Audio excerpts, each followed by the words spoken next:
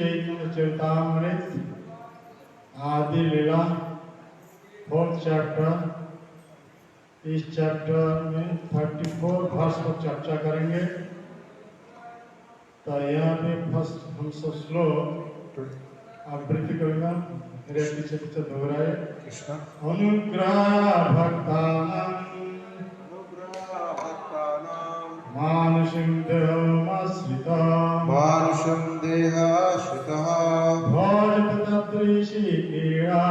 भजते तदृशी क्रीडा श्रुत्वा तत्परो भवेत्। What meaning? Anugrahaya for showing favor. Bhaktanam to the devotees. Manusam human life. Deham body. Ashrita accepting. Bhajate he enjoys. Tadrishi such. Krida pastimes. Jal which. Sutta having heart. Tatpara fully intent upon him. Bhave one must become. Translation and purport by Srila A.C. Bhaktivedanta Swami Prabhupada. Krishna manifests his eternal human-like birth and performs his pastime to show mercy to the devotee. Having heard such pastimes, one should engage in service to him.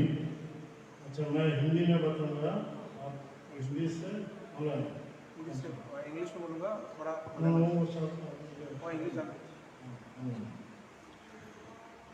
इस श्लोक का अर्थ है कृष्ण अपने शाश्वत मानव सदृश रूप को प्रकट करते हैं। So this slok means that Krishna actually manifests his Tadship, human life form, and performs his pastime. और भक्तों पर दया करने के लिए अपनी लीलाएं करते हैं। To show mercy on devotees, he actually does his leela. ऐसी लीलाएं सुनकर मनुष्य को उनकी सेवा में लग जाना चाहिए। ऐसी लीलाएं सुनकर मनुष्य को उनकी सेवा में लग जाना चाहिए।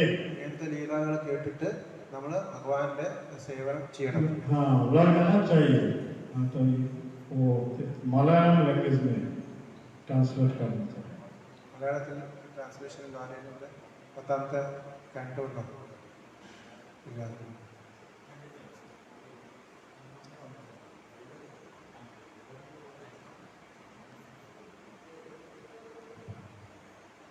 अच्छा, first I want to read Prabhupada's purport in English. ആദ്യം പ്രഭുപാദിന്റെ പർപ്പോട്ട് മഹാരാജ് ഇംഗ്ലീഷിൽ റീഡ് ചെയ്യും. This text is from Srimad Bhagavatam 10th Canto 33 chapter 36 verse. और अच्छा तो मैं The Supreme Personality of Godhead has innumerable expansions of His transcendental form, who eternally exists in the spiritual world. This material world is only a perverted reflection of the spiritual world, where everything is manifested without inebriety. There, everything is in its original existence, free from the domination of time. Time cannot deteriorate or interfere with the conditions in the spiritual world, where different manifestations of the Supreme Personality of Godhead are the recipients of the worship of different living entities in their constitutional spiritual positions. In the spiritual world, all existence is unadulterated goodness goodness found in the material world is contaminated by the moods of passion and ignorance. तो मैं हिंदी में बताऊंगा, महाराज जी हिंदी समझाएंगे, आप हिंदी से Malayalam language में।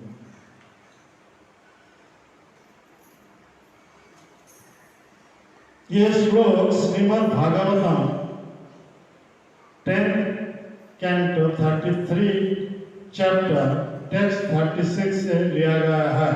ഈ വാചകം ശ്രീമദ് ഭാഗവതത്തിൽ 10th canto 30th ചാപ്റ്ററിലെ 36ാമത്തെ ശ്ലോകമാണ്। भगवान के दिव्य स्वरूप के असंख्य विस्तार है। ഭഗവാന്റെ ദിവ്യ സ്വരൂപത്തിന്റെ വിസ്താരമാണ് ഇവിടെ സംസാരിക്കുന്നത്।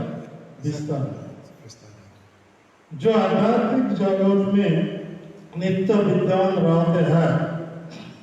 आध्यात्मिक जगतिല് ഇത് നിത്യമാണ്, विद्यमान है। यह भौतिक जगत आध्यात्मिक जगत का विकृत प्रतिबिंब मात्र है। ഈ ഭൗതിക ലോകം ആത്മീയ ലോകത്തിന്റെ ഒരു വിക്ലമയാണ്, जहाँ सब कुछ बिना किसी नशे के प्रकट होता है, जहाँ सब कुछ बिना किसी नशे के प्रकट होता है। അവിടെ എല്ലാം നടക്കുന്ന ലീലകളൊന്നും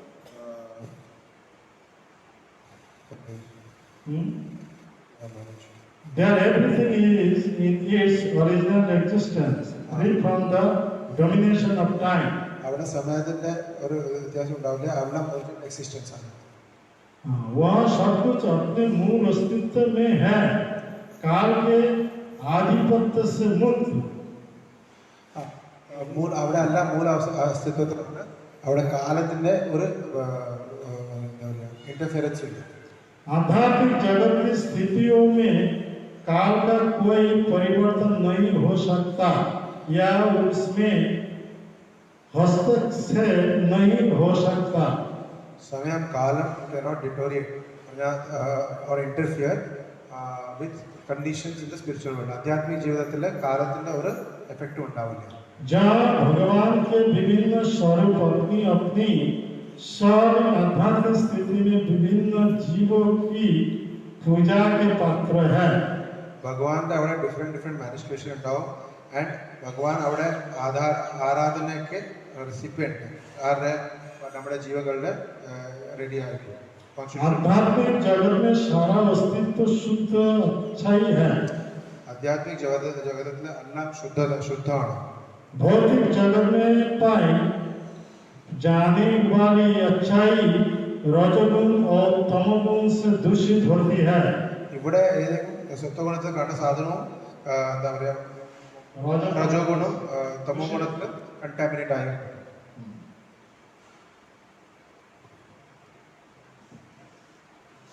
Next paragraph.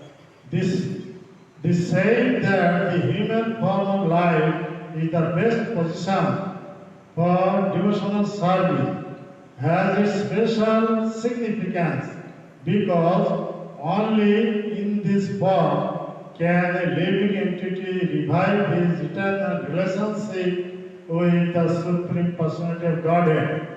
नहीं, मैं जब हिंदी में बताऊँ, the human form is considered the highest state in the cycle of the species of life in the material world. If one takes advantage of this highest kind of material form, one can regain his position of devotional service to the Lord. Hindi में मैं translate. यह कथन की भक्ति के लिए मानव जीवन सर्वोत्तम स्थिति है। നമ്മുടെ ഭഗവാന്റെ സേവനത്തിന് വേണ്ടിയിട്ട് ഈ മനുഷ്യ ജീവൻ എല്ലാക്കാട്ടും നല്ല പൊസിഷൻ विशेष महत्व रहता है क्योंकि केवल इसी रूप में जीव भगवान के साथ अपने शाश्वत संबंध को पुनर्जीवित कर सकता है। ഈ മനുഷ്യ ജീവിതത്തിൽ മാത്രമാണ് നമ്മൾ നമ്മുടെ ഭഗവാന്റെ റിലേഷൻഷിപ്പിനെ റിവൈവ് ചെയ്യാൻ പറ്റുന്നത്। भौतिक जगत में जीवन चक्र में मानव रूप को सर्वोच्च अवस्था माना जाता है। ഈ ആധ്യാത്മിക അല്ല ഭൗതിക ജീവിതത്തില് വേറെ വേറെ ജീവജന്തുവില് എല്ലാക്കാട്ടിലും ഉच्च സ്ഥാനമാണ് മനുഷ്യജീവൻ. यदि कोई इस सर्वोच्च भौतिक रूप का लाभ उठाता है तो वो भगवान की भक्ति सेवा की अपनी स्थिति को पुनः प्राप्त कर सकता है. അപ്പോൾ നമ്മൾ ഈ ഇങ്ങനത്തെ ഭൗതിക ജീവിതത്തിൽ നമ്മൾ ഈ മനുഷ്യ ജീവിതത്തിൽ നമ്മൾ അഡ്വാൻറ്റേജ് എടുത്തു കഴിഞ്ഞാൽ ഹയസ്റ്റ് നൈറ്റ് നമുക്ക് ഭഗവാന്റെ പൊസിഷൻ ഡിവോഷണൽ സർവീസിന് അത് നമുക്ക് പിന്നെയും കിട്ടാൻ പറ്റും. ഇത് ഭയങ്കര വലിയ പർപ്പോർട്ടാണ്. നമ്മൾ ഇന്ന് ഇവിടെ വരെ വായിക്കണം ഈ പർപ്പോർട്ടിന്.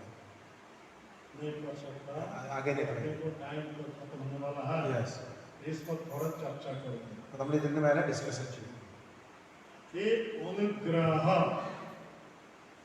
अनुग्रह का मतलब क्या है? कृपा. അനുഗ്രഹത്തിന്റെ അർത്ഥം എന്താണ്? അനുഗ്രഹത്തിന്റെ അർത്ഥമാണ് കൃപ. और एक बात है दया. ഇനി വേറെ ഒരു കാര്യം കൂടിയുണ്ട്, ദയ. दया और कृपा दोनों में अंतर क्या है? ദയയും കൃപയും അതിലെ അന്തരം എന്താണ്? ये पहले हम सभी को ये सोचना चाहिए. ഇത് നമ്മളെല്ലാവരും ആലോചിക്കേണ്ടതാണ്.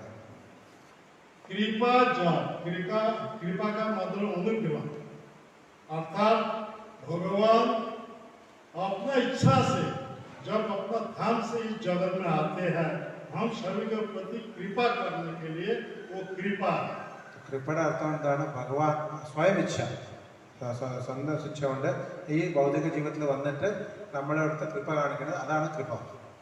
जैसा भगवान चैतन्य महाप्रभु हम सभी को प्रति कृपा करने के लिए अपना धाम गोलक वृंदावन छोड़ के इस जगत में आए थे.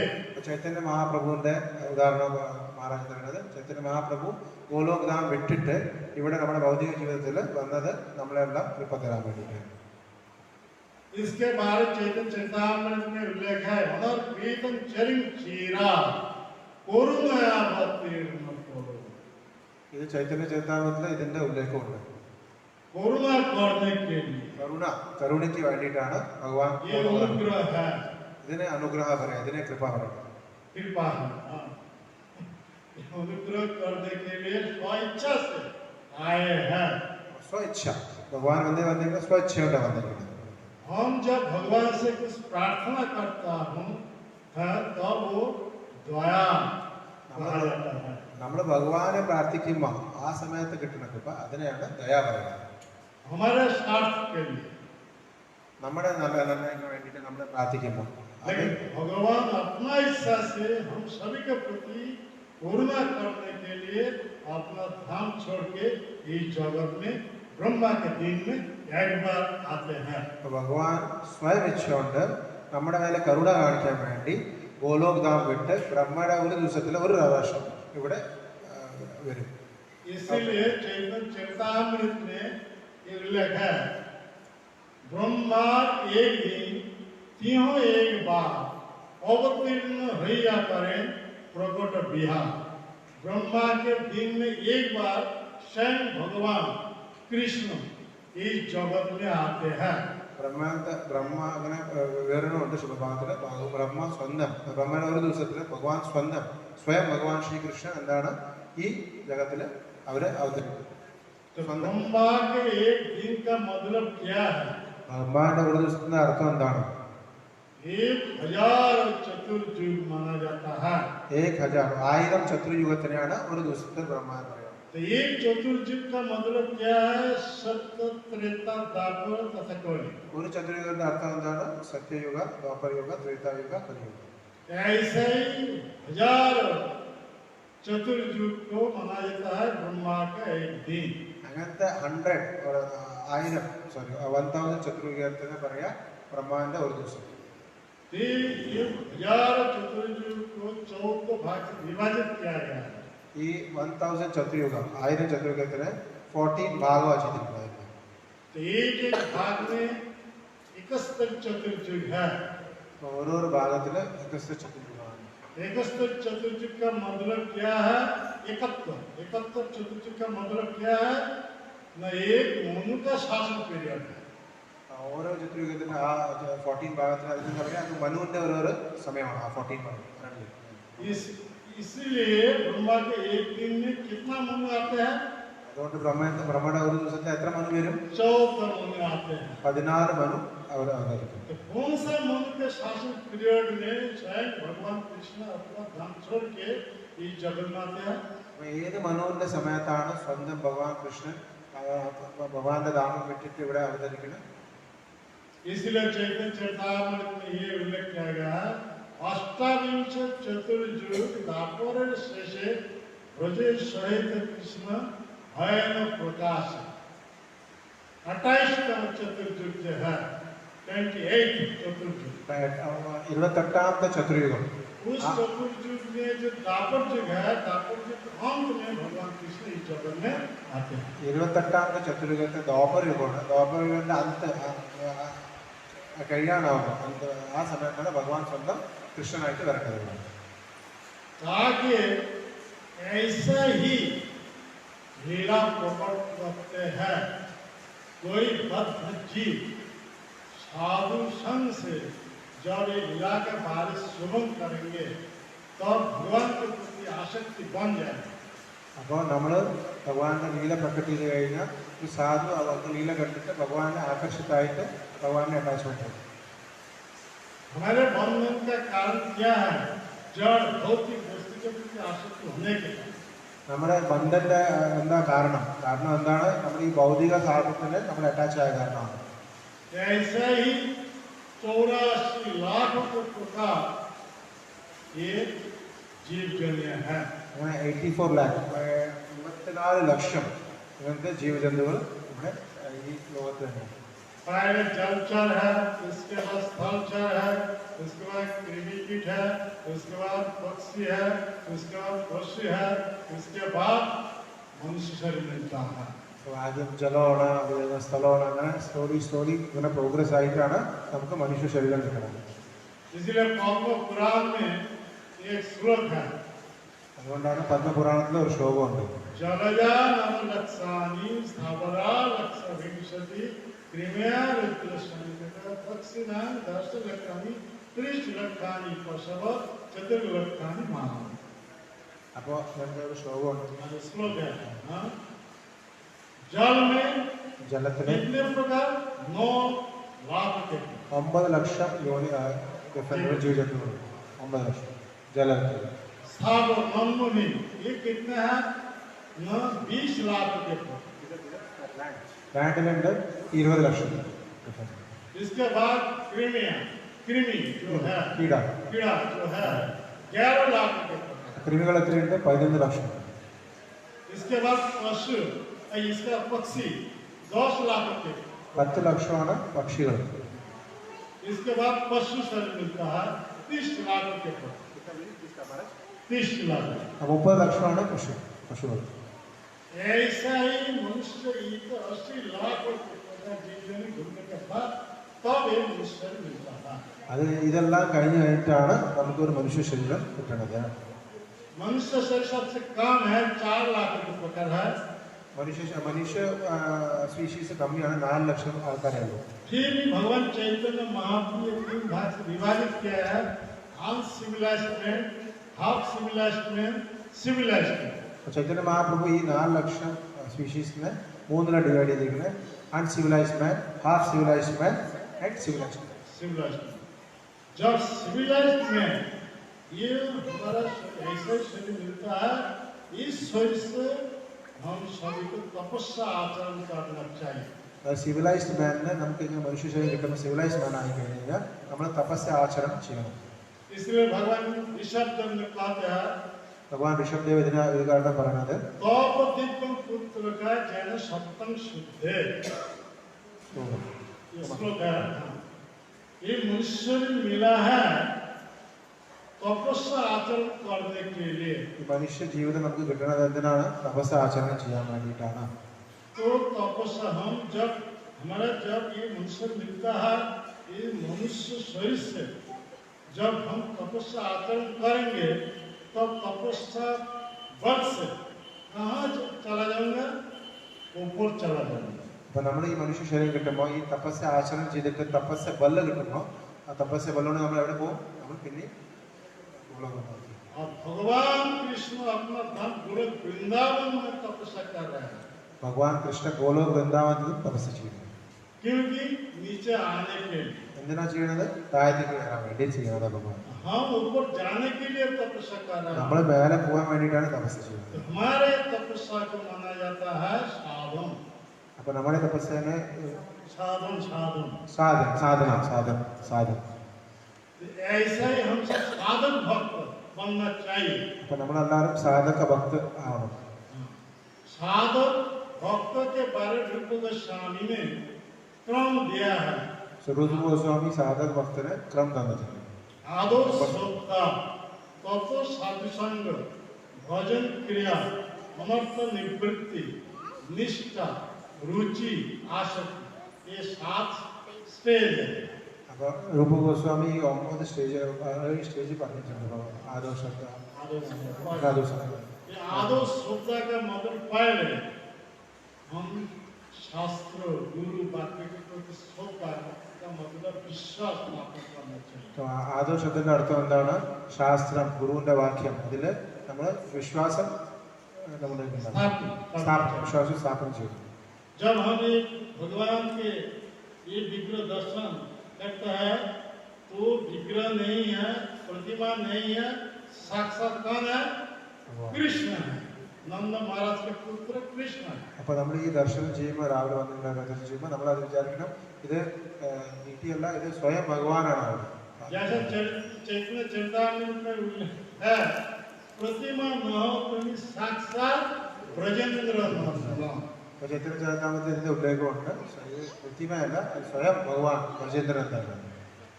ऐसा बहुत सारे प्रमाण है. അങ്ങനെ കുറെ പ്രമാണമുണ്ട്. जैसे वृंदावन में जो गोपाल थे वो साक्षी देने के लिए मंदिर छोड़ के पैदल भगवान कहाँ आ गए? साउथ इंडिया में गोदावरी नदी के तट पर विद्या नदी जो है वहाँ आके उपस्थित हो गए. तो भगवान वृंदावन भगवान स्वयं वृंदावन साक्षी गोपाल रूपത്തിൽ വന്ന് വിദ്യാനഗറിൽ वो डीटी आगे हमारा उड़ीसा में है.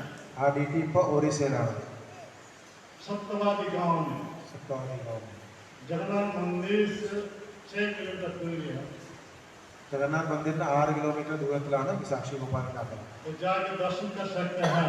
നമ്മളെല്ലാവരും പോയി ദർശനം ചെയ്യണം. ऐसे भगवान के जो नाम है, हरे कृष्णा ഹരേ കൃഷ്ണ കൃഷ്ണ കൃഷ്ണ ഹരേ ഹരേ हरे राम राम राम हरे हरे.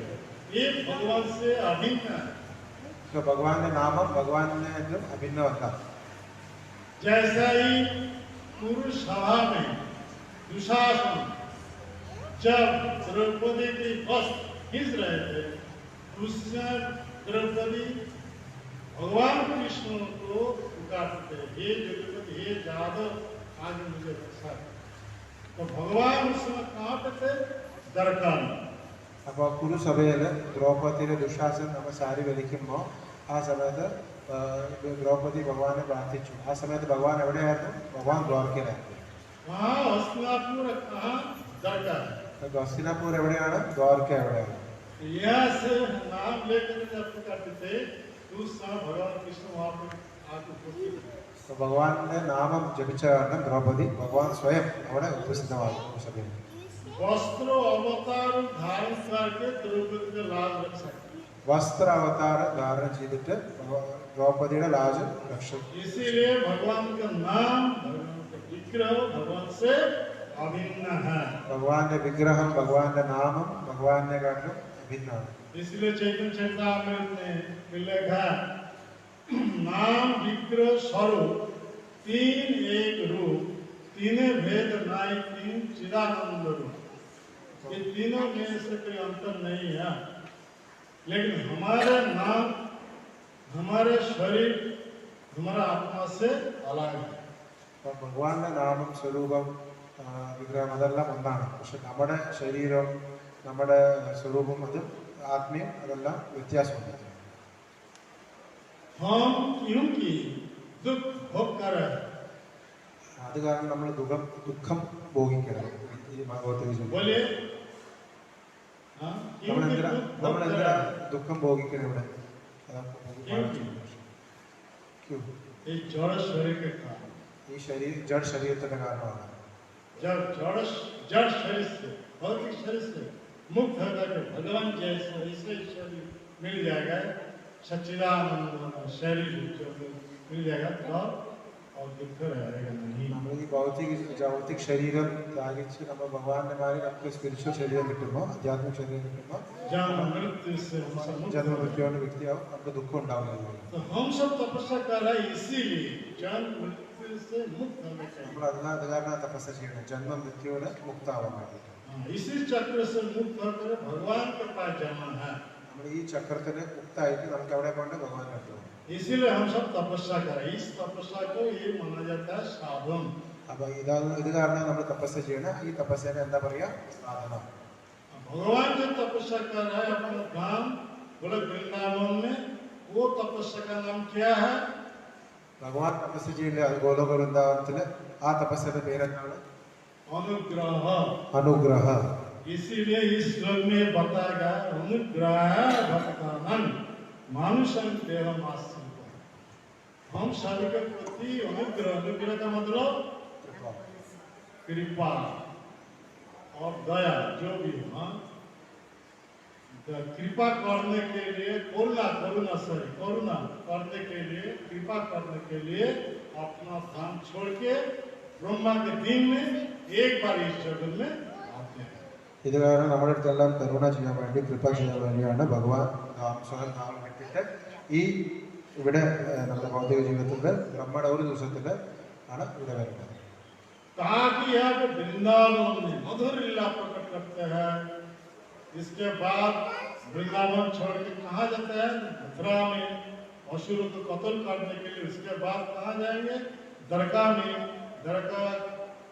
वहाँ पे जाके गृहस्थ धर्म स्थापन करते हैं. ഭഗവാൻ അപ്പം അങ്ങനെ ഇവിടെ വന്നിട്ട് വൃന്ദാവന ലീല കഴിഞ്ഞിട്ട് വൃന്ദാവന് മഥുരയ്ക്ക് പോകും. മഥുര അവിടെ അസുരന്മാരെ എല്ലാം കൊന്നിട്ട് അവിടെ ദ്വാരക്കയിൽ പോകും. അവിടെ ദ്വാരക്കയിൽ പോയി കഴിഞ്ഞാൽ എന്താ ചെയ്യണം? ഭഗവാൻ ഗൃഹസ്ഥ ധർമ്മം എസ്റ്റാബ്ലിഷ് ചെയ്യും.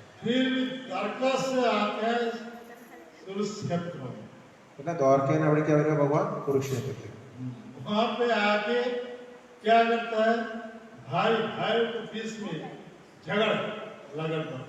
അവിടെ കുരുക്ഷേത്രത്തിൽ വന്നിട്ട് എന്താ ചെയ്യണേ? രണ്ട് സഹോദരന്മാരുടെ ഇടയിൽ ജഗട. അതിന്റെ പരിണാമം എന്താണ്? യുദ്ധം. भगवान भीम अर्जुन दोनों के बीच में शक्ति संचार करके असुरों को सब कत्ल करते हैं. അപ്പോൾ അർജുനും ഭീമനിലെ ഭഗവാൻ ശക്തി സഞ്ചാരം ചെയ്തിട്ട് എല്ലാ അസുരനെ കൊല്ലും. तो भगवान आए क्योंकि तीन काम करने के लिए. परित्राणाय साधनं विनाशाय च दुष्कृतं धर्म संस्थापनाय संभवामि. ഭഗവാൻ ഇവിടെ വന്നത് അവതരിപ്പിക്കാൻ ഈ മൂന്ന് കാര്യത്തിന് വേണ്ടിയിട്ടാണ്. ധർമ്മസംസ്ഥാനം പറഞ്ഞില്ലേ കൊള്ളും. ये भौतिक जगत है.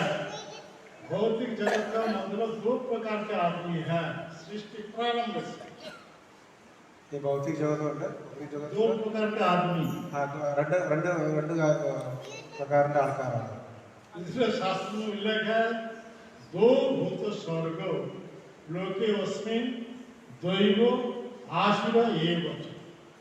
രണ്ട് ആൾക്കാരെ, അതായത് ഒന്ന് ദൈവം ഒന്ന് അസുരമാണ്. असुर कौन है और देवता कौन है? असुर आराണ്, ദേവത ആരാണ്? विष्णु भक्त स्मृत दैव आसुर तद विपर्य. जो भगवान के भक्त है वो देवता है और जो भगवान के विद्वेष करते हैं वो असुर है. ഭഗവാന്റെ ഭക്തന്മാരാണ് ദേവത, ഭഗവാനെ ദ്വേഷിക്കുക അവരാണ് അസുരന്മാർ.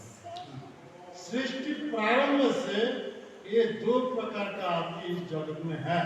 സൃഷ്ടിയുടെ തുടക്കം മുതൽക്ക് ഇങ്ങനത്തെ രണ്ട് ആൾക്കാർ ഇവിടെ ഭൗതിക ജഗത്തിലുണ്ട്. यहाँ पर 4 युग है, सत्य, त्रेता, द्वापर तथा कलि। ഇവിടെ 4 യുഗമുണ്ട്. സത്യയുഗ, ദ്വാപരയുഗ, ത്രേതായുഗ, കലിയുഗ. सत्य युग में ये 2 प्रकार के आदमी अलग अलग प्लैनेट में थे.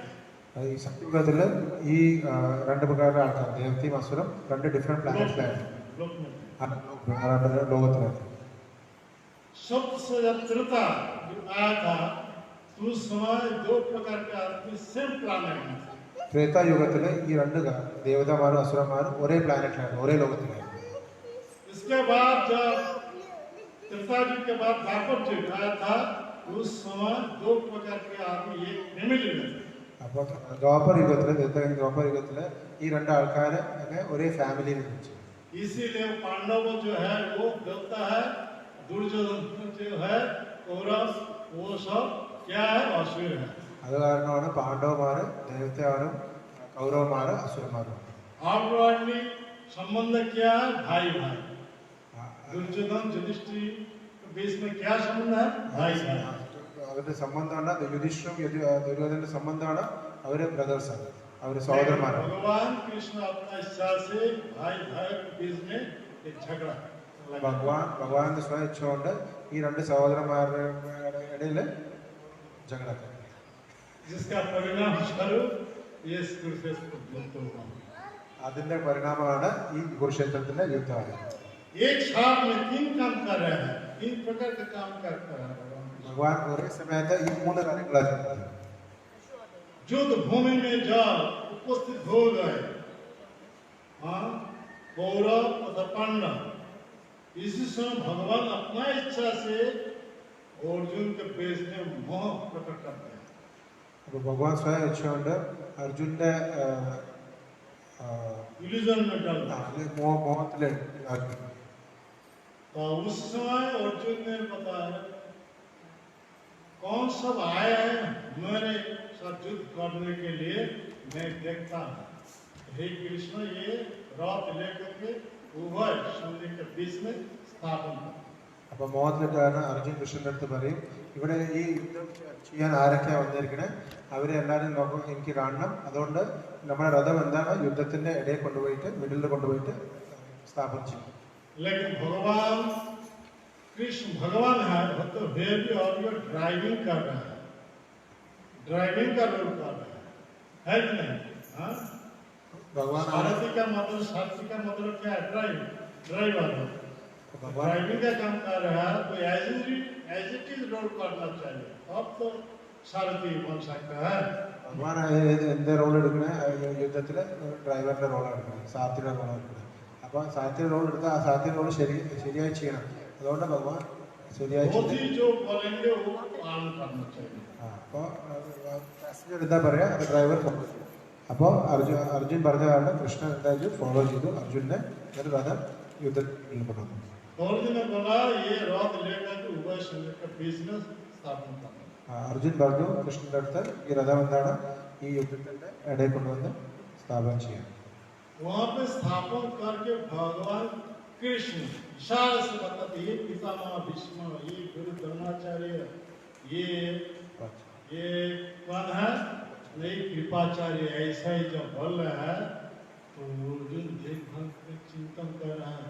ये पितामह भीष्म बचपन से हम सब पितृन का ये पालन किया है, हम सब स्नेह से पालन किया, उनको बहुत करना चाहिए. ये जब मन में सोचा अपना शरीर वो कांप रहा है. അപ്പോൾ അർജുനെ കൊണ്ടുവന്നിട്ട് കൃഷ്ണൻ ഇഷാര പറഞ്ഞ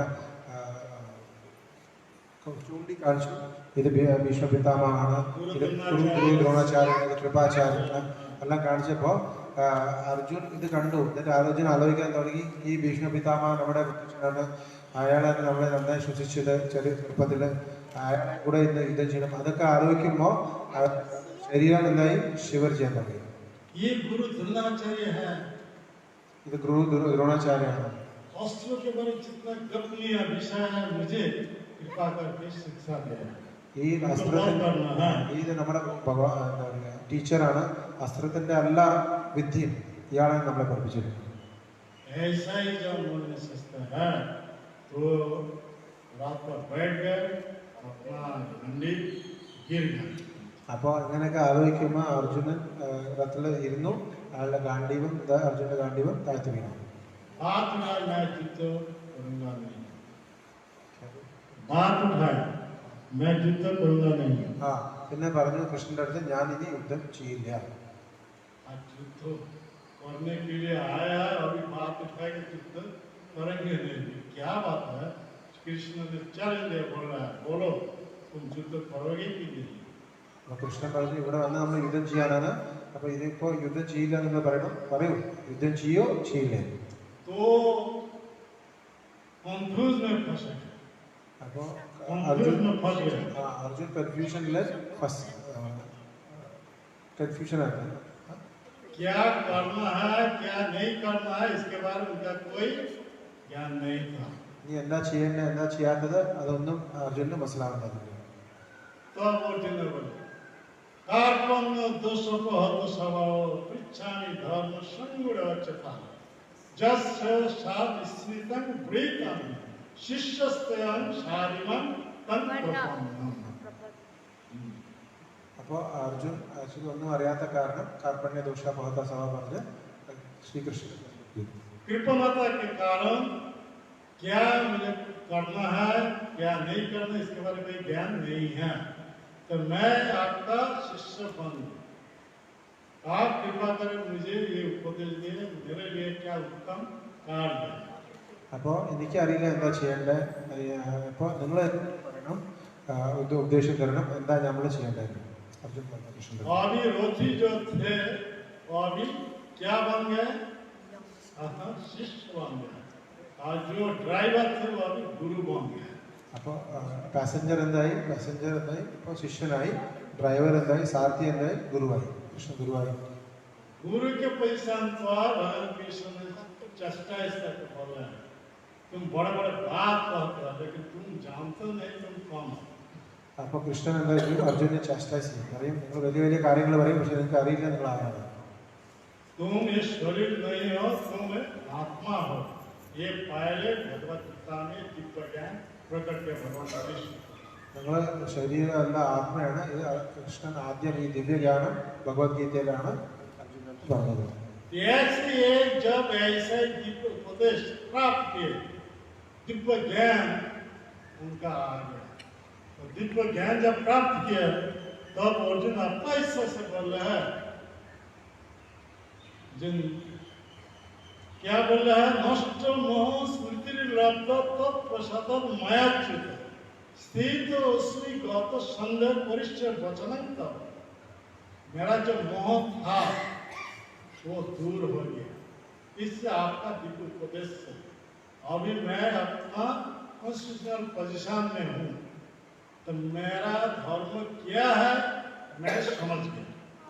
അപ്പോൾ കൃഷ്ണന്റെ ഉപദേശമൊക്കെ കേട്ടിട്ട് അർജുൻ പറഞ്ഞു, ഈ എൻ്റെ മോഹമൊക്കെ ഇപ്പോൾ ദൂരമായി, ഞാനിപ്പോൾ ആ കോൺസ്റ്റിറ്റ്യൂഷണൽ പൊസിഷനിലുണ്ട്, ഞാൻ റെഡിയാണ്.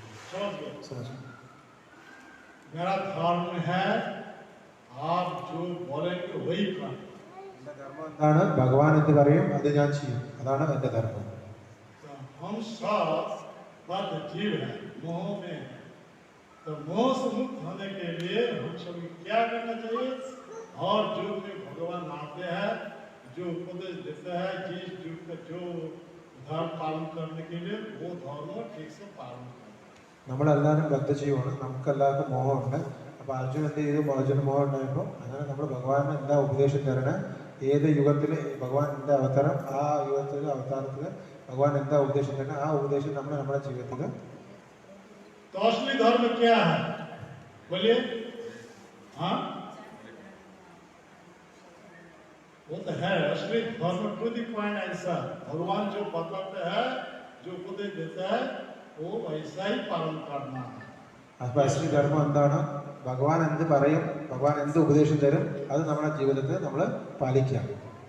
भगवान कृष्ण गीता में क्या बताता है, हम सभी के लिए अर्जुन के रक्षण करके हम सभी को उपदेश दे रहे हैं, अर्जुन का मुक्त पुरुष है ना। അപ്പോൾ ഭഗവാൻ കൃഷ്ണൻ എന്താ പറയുന്നത്, എന്താ ഉപദേശം തരണം ഭഗവത്ഗീതയിൽ, അത് അർജുനൻ മാത്രം ഒരു എക്സാമ്പിൾ ആയിരുന്നു, പക്ഷെ അത് ആ ഉദ്ദേശം നമുക്ക് വേണ്ടിയിട്ടാണ്. इसीलिए गीता में बताता है मन में हर्षा मुस्क चिंतन कर मन मना और वो। നമ്മൾ എപ്പോഴും ഭഗവാനെ മാറി ചിന്തിക്കണം. മന്മനാഭൻ മന. इसके बाद कहते हैं मत भक्त मेरी भक्त ഭഗവാന്റെ ഭക്തനാവണം. मुझे भक्ति कर पूजा कर मत जाजी രാജി നമ്മൾ ഭഗവാനെ പൂജിക്കണം. मन नमस्कुरु मुझे नमस्कार कर. ഭഗവാനെ നമസ്കരിക്കണം. ये 4 प्रकार के काम बता और भी ऐसे 4 प्रकार के काम हम सबको करना चाहिए. ഈ 4 കാര്യങ്ങളാണ് ഭഗവാൻ നമ്മുടെ അടുത്ത് പറഞ്ഞിട്ട് ചെയ്യാൻ. ഈ 4 കാര്യങ്ങൾ നമ്മൾ ചെയ്യണം. ये हमारे लिए साधन है. ഇത് നമ്മുടെ സാധനയാണ്. ऐसे तपस्या आचरण से ये साधन करना चाहिए, श्रद्धा स्थापन करना चाहिए. इस बात पर ഈ തപസ്യ നമ്മുടെ തപസ്യ ആചരണം കാരണം നമ്മൾ തപസ്യ ആചരണം ചെയ്ത് ഈ 4 കാര്യങ്ങൾ നമ്മൾ ജീവിതത്തിൽ ചെയ്യണം. ये भी लास्ट ये कंक्लूजन रूप से बोल रहा है हर प्रकार के घर छोड़ के केवल मेरे शरण. അപ്പോൾ ഭഗവാൻ നമ്മുടെ കൺക്ലൂഷൻ ഭഗവത്ഗീതയുടെ എല്ലാം ഡിഫറെന്റ് ധർമ്മ എല്ലാം വിട്ടിട്ട് ഭഗവാന്റെ ശരണത്തിൽ ഭഗവാൻ അർജുന സർവധർമ്മം പരിത്യജ്യ മാം ഏകം ശരണം. സർവധർമ്മ പരിത്യജ്യ മാം ഏകം ശരണം. केवल मेरे शरण. നമ്മുടെ എൻ്റെ ശരണത്തിൽ മാത്രം വരും. तो क्या होगा? എന്താ ये भगवान कृष्ण ने यशस्व वाणी देते हैं अहं तां सर्व पापेभ्यो मोक्षयिष्यामि मा शुचि. हमारे विश्व में जितने प्रकार पाप कर्म का फल भोग नहीं था उससे मुक्त करते हैं. നമ്മുടെ ജീവിതത്തിൽ എന്തൊക്കെ പാപമൊക്കെ നമ്മൾ ചെയ്തിരിക്കുന്ന അതല്ലാത്തതിനും മുക്തം ശരണത്തിൽ ഭഗവാനെ. ये भगवान कृष्ण द्वापर युग में बोला था. ഇത് ഭഗവാൻ ദ്വാപരയുഗത്തിലാണ് പറഞ്ഞത്. अभी तो कलयुग चल रहा है. ഇപ്പൊ കലിയുഗമല്ലേ നടക്കുന്നത്. सब मोबाइल के भक्त बन गए. നമ്മളെല്ലാവരും മൊബൈലിന്റെ ഭക്താണ്. तो कैसे हर प्रकार के धर्म छोड़ सकते हैं? हर प्रकार के धर्म छोड़ सकते हैं, लेकिन मोबाइल का भी छोड़ देना है. उससे हर प्रकार के माया उनका मन में आए. നമ്മൾ എല്ലാ ധർമ്മമൊക്കെ വിടാൻ പറ്റും, പക്ഷെ മൊബൈൽ വിടാൻ പറ്റില്ല കലിയുഗത്തിൽ. മൊബൈൽ എഴുതി കഴിഞ്ഞാൽ നമ്മുടെ ജീവിതത്തിൽ മായ കയറി വരും. ये कली का मैचलेस गिफ्ट है. ഇത് കലിയുടെ മാച്ച്ലെസ് ഗിഫ്റ്റാണ്. ऐसा अनुपम उपहार से हम सभी को कोली अपना कब्जा में ले ली. കലി ഈ മാച്ച്ലെസ് ഗിഫ്റ്റ് തന്നിട്ട് കലി നമ്മളെല്ലാവരും അതിന്റെ കൺട്രോളിൽ. इसीलिए हमारा दिमाग काम करता नहीं. അതുകൊണ്ട് നമ്മുടെ ബുദ്ധി നമ്മൾ നടക്കില്ല ശരിക്കും. हम धर्म को छोड़ के अधर्म में फंसे हैं. धर्म को छोड़ के अधर्म में फंस गए. ആധാരം ചോദിക്കുക നമ്മൾ ആധാരത്തിൽ നമ്മൾ इसका परिणाम क्या है? फिर भी मनुष्य शरीर खो के मनुष्य इतर शरीर में चला गया. മനുഷ്യ ശരീരം ചോദിക്കുക मनुष्य इतर शरीर में wisdom. मनुष्य के इतर शरीर. पशु पक्षी जो അത് കാരണം നമ്മൾ മനുഷ്യ ശരീരം വിട്ട് കഴിഞ്ഞാൽ എന്താവും, നമ്മൾ ചെറിയ പിന്നെയും വേറെ സ്പീഷീസ് സ്പീഷീസ്. इस मनुष्य शरीर से उद्धार करने के लिए वो कृष्ण अभी आया चैतन्य महाप्रभु के रूप में. ഈ നമ്മുടെ മനുഷ്യ ശരീരം ഉദ്ധാരം ചെയ്യാൻ വേണ്ടിയിട്ടാണ് ചൈതന്യ മഹാപ്രഭു മനുഷ്യ ശരീരത്തിൽ വന്നത്. ചൈതന്യ മഹാപ്രഭു ആയിട്ടാണ്. महाप्रभु ने बताता है जीव जागो बुरा जान बोले कत निद्रा जाओ माया पिशाची रखो. हे जीव जग जाओ उठ जाओ. और कितने जीवन था कितने साल तक ऐसा ही आहार निद्रा भाई मैंने नहीं पूछो ये इसमें बिताओगे पूरा मनुष्य शरीर. इससे उठो जागो. ചൈതന്യ മഹാപ്രഭു പറയുന്നത് ജീവ് ജാഗോ ജീവ് ജാഗോ. എത്ര കാലമായിട്ടാണ് നിങ്ങൾ, എത്ര ജീവിതമായിട്ട് നിങ്ങൾ ഉറങ്ങണത്. ഇനി എപ്പോഴെങ്കിലും എണീക്കൂ, എണീച്ചിട്ട് तुम्हारे लेने के लिए मैं अपना धाम वृंदावन छोड़ के यहाँ पे आया. നിങ്ങളെ എല്ലാവരെയും കൊണ്ടുപോകാൻ വേണ്ടിയിട്ട് ഞാൻ ഗോലോകധാമം വിട്ടിട്ട് ഈ ഭൗതിക ജഗത്തിൽ വന്നിരിക്കുകയാണ്. हम सब माया पिशाची के कबल में है, जंगल में है. നമ്മളെല്ലാവരും മായാ പിശാചിന്റെ എൻടാങ്കിൾമെന്റിലാണ്. ये माया पिशाची के जंगल से मुक्ति देने के लिए, कोले के कबल से उद्धार करने के लिए भगवान चैतन्य महाप्रभु अपना धाम एक से एक पावरफुल मंत्र लेकर के आया. അപ്പോൾ ഭഗവാൻ ആക്ച്വലി നമ്മളെ ഈ മായാജാലത്തിന് രക്ഷിക്കാൻ വേണ്ടിയിട്ടാണ് സ്വയം ഗോലോകധാമത്തിന് പവർഫുൾ മന്ത്രം നൽകിയിരിക്കുന്നത്. वो मंत्रो कलियुग का धर्म बन गया। ആ മന്ത്രമാണ് ഈ കലിയുഗത്തിന്റെ ധർമ്മം. कलियुग का एकमात्र धर्म है भगवान का नाम हमें उच्चारण करना। അപ്പം കലിയുഗത്തിന് ഒരു മാത്രം ധർമ്മമാണ് എന്താണ് ഭഗവാന്റെ നാമം ഉച്ചാരിക്കുക. और ये धर्म वो भगवान चैतन्य महाप्रभु के एक शुद्ध भक्त हमारे इस्कॉन के प्रतिष्ठाता आचार्य श्री श्री भक्तिवेदांत स्वामी प्रभुपाद वृद्धावस्था में पाश्चात्य देश में जाके ये धर्म फैल गया। അപ്പോൾ നമ്മുടെ ഭക്തിവേദാന്ത സ്വാമി പ്രഭുപാദ് ആചാര്യ ഇസ്കോണിന്റെ വയസ്സാകാലത്ത് വൃദ്ധാവസ്ഥയിൽ പാശ്ചാത്യ ദേശം പോയിട്ട് ഈ ധർമ്മം എല്ലാവരുടെയും സ്പ്രെഡ് ചെയ്തു. इसीलिए हम सब प्रभुपाद के प्रणाम मंत्र में गाते हैं नमस्ते सरस्वती देवे गौरवाणी प्रचारिणी निर्विशेष शून्यवादी पाश्चात्य देश तारिणी। അതുകൊണ്ടാണ് നമ്മൾ പ്രഭുപാദ് മഹാമന്ത്രത്തിൽ ഈ കാര്യം പറയുന്നത്. तो गौरवाणी का मतलब चैतन्य महाप्रभु का ये आदेश है, ये चैतन्य महाप्रभु का उपदेश है। तो इस उपदेश से क्या हम सबसे शिक्षा देता है कलियुग एकमात्र धर्म है भगवान का नाम मुख में उच्चारण करना। ശ്രീ പ്രഭുപാദ് ഗൗരവാണി ഭഗവാന്റെ വാണി ഗൗരവാണി ഉപദേശം എല്ലാവരുടെയും സ്പ്രെഡ് ചെയ്യുന്നത്. അതിന് ഗൗരവാണിയുടെ ഇത് ചൈതന്യമാപ്രഭുവിന്റെ ഉദ്ദേശം ഭഗവാന്റെ നാമം വിളിച്ച് എല്ലാവരുടെയും സ്പ്രെഡ് ചെയ്യും. इसीलिए भागवत में 18,000 श्लोक है। 18,000 श्लोकों में से अंतिम जो श्लोक है उस श्लोक में ये बताते हैं हमारा ये दुर्लभ मनुष्य मिला है, इस मनुष्य शरीर से 2 प्रकार के काम करना है। അപ്പോൾ ശ്രീമദ് ഭാഗവതത്തിലെ 18,000 ശ്ലോകമുണ്ട്. ശ്ലോകത്തിൽ എല്ലാവരും ലാസ്റ്റ് ശ്ലോകത്തിൽ പറയുന്നത് നമ്മുടെ ഈ മനുഷ്യ ശരീരത്തിന് കിട്ടിയ കാരണം നമുക്ക് 2 കാര്യങ്ങളാണ് ചെയ്യേണ്ടത്. 2 प्रकार का काम क्या है? नाम संकीर्तन जस सर्व पाप प्रनाशन। भगवान के नाम मुख में उच्चारण करेंगे तो पिछले जितने पाप कर्म का फल भोगना था उससे मुक्त हो जाए। അപ്പോൾ നമ്മൾ ഭഗവാന്റെ നാമം ഉച്ചാരിച്ചു കഴിഞ്ഞാൽ നമ്മൾ ഈ ഇവരെ വരെ ചെയ്ത പാപമെല്ലാം അതെല്ലാം നശിച്ചു പോകും. दूसरा काम क्या है? प्रणाम को संस्थान नमामि हरि परम। वो भगवान साक्षात भगवान है। भगवान से भक्ति भाव से जब प्रणाम करूंगा तो हमारा दुख हट जाएगा. ഈ ഭഗവാൻ സാക്ഷാത് ഭഗവാനാണ് ഇവിടെ നിൽക്കണം. അങ്ങനെ വിചാരിച്ച് നമ്മൾ ഭഗവാനെ നമസ്കരിച്ചു കഴിഞ്ഞാൽ നമ്മുടെ ജീവിതത്തിലെ ദുഃഖമൊക്കെ മാറിക്കും. इसीलिए हमारे मनुष्य में मिला है और श्रद्धा होगा जब साधु संत करके साधु के मुख से कि भगवान के बारे में श्रवण करेंगे तो भगवान के प्रति आसक्ति बन जाए. ഭഗവാന്റെ അടുത്ത് അറ്റാച്ച്മെന്റ് സാധു സംഘം ചെയ്തിട്ട് ഭഗവാന്റെ ലീലകളുടെ കാര്യം നമ്മൾ കേൾക്കണം. കേട്ട് കഴിഞ്ഞ് ഭഗവാൻ ആസക്തി വരും. इसीलिए ये रूप गोस्वामी ने बताते हैं आदौ श्रद्धा. അതുകൊണ്ടാണ് രൂപ ഗോസ്വാമി പറയുന്നത് ആദൗ ശ്രദ്ധ.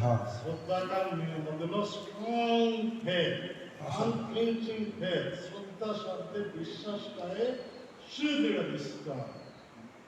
वो स्ट्रॉन्ग फेथ क्या है? कृष्ण भक्ति पहले सर्व कर्म पिता. कृष्ण भक्ति करने के लिए हमारे ये मनुष्य मिला है. അപ്പോൾ ഈ ആദൗ ശ്രദ്ധ പറഞ്ഞാൽ ഫെയ്ത്ത്. അത് ഫെയ്ത്ത് പറഞ്ഞാൽ എക്സാക്ട്ലി അതിൻ്റെ അർത്ഥം പറഞ്ഞാൽ നമ്മുടെ ഈ ശരീരത്തിന് ഭഗവാന് വേണ്ടിയിട്ട് നമ്മൾ സേവ ചെയ്യുക. അത് നമ്മൾ മനസ്സിലാക്കിയ 100% അതിനെയാണ് പറയുക കറക്റ്റ് ശ്രദ്ധ. तो भक्ति क्या है? केवल भगवान का नाम मुख में उच्चारण करना. इसीलिए वृंदावन दास ठाकुर ने बताते हैं भक्ति योग धाम से भक्ति योग एक कृष्ण नाम स्मरण क्रंदन. अर्थात भगवान का नाम लेकर के ऐसा ही क्या करना? रोना चाहिए, ഭഗവാന്റെ चाहिए. ഭഗവാന്റെ നാമം നമ്മൾ ഭക്തി. ആ ഭക്തിവിനോട്ടാക്കുന്ന എന്താ പറയുന്നത്? ഭഗവാന്റെ നാമം എടുത്ത് നമ്മൾ എന്താ ചെയ്യേണ്ടത്? കരയണം. കരച്ചിൽ വരണം നമ്മൾ ഭഗവാന്റെ നാമം എടുക്കണം.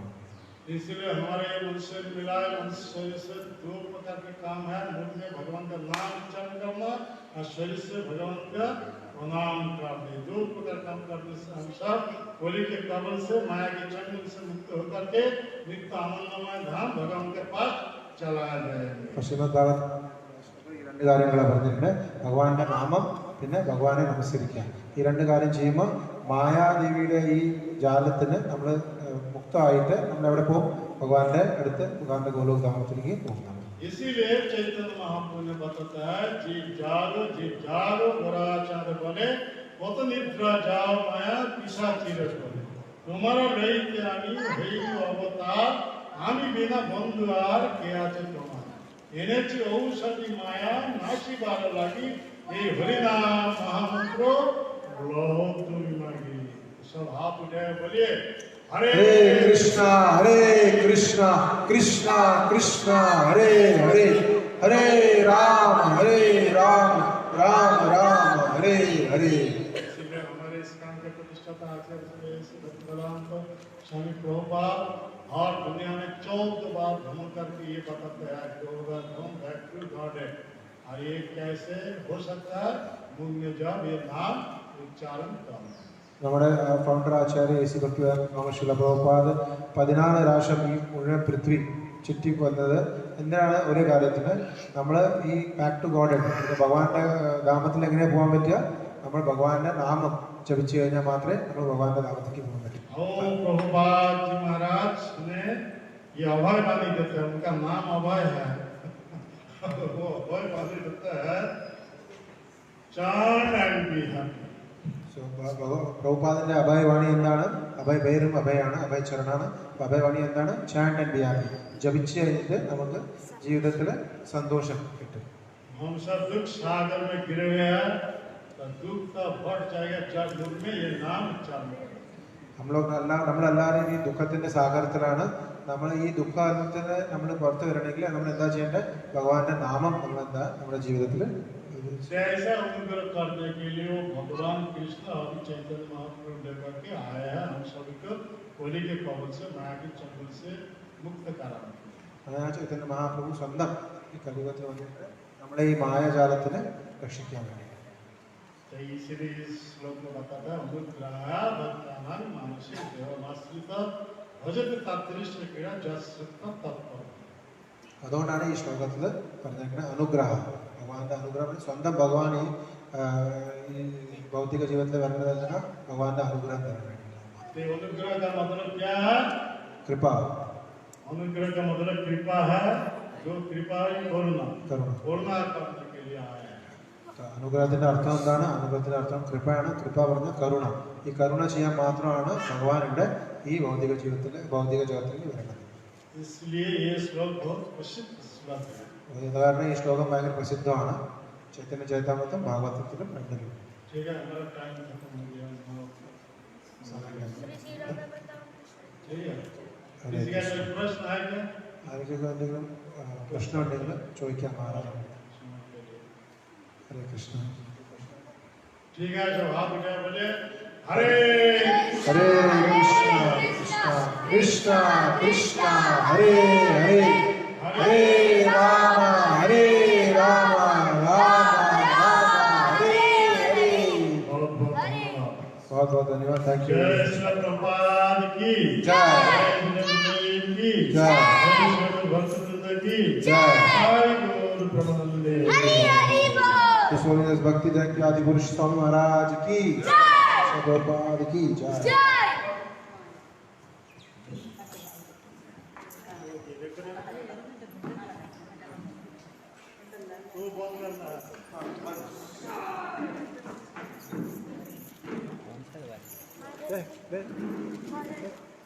चैतन्य